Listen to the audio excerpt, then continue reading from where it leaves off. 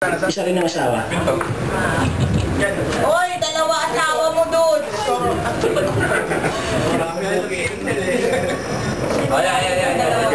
Ako nga pala si Rex Oro. Tama yung sinabi ni Isir, binuking mo ako doon, mare ah. Ang tagal na nun, pag natutulog si Isir Peralta, ninanakaw ko yung test paper, nabuking tuloy tayo. Hello sir, tapos na po. Ang dami po namin pumasa.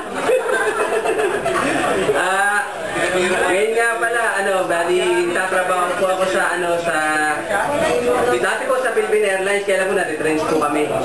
Tapos ngayon po, nasa Petron po ako, nagtatrabaho po. Mechanic po. High school, kwento mo naman. Medyo binola lang ako para makapagdukot ako ng test paper eh. Tapos ngayon po, nasa Petron po ako, bali, kami po yung mechanic ng Petron. Kaya lang po, gusto ko sana kayo libre sa gasolina eh. Ang problema doon pa sa Tugigaraw.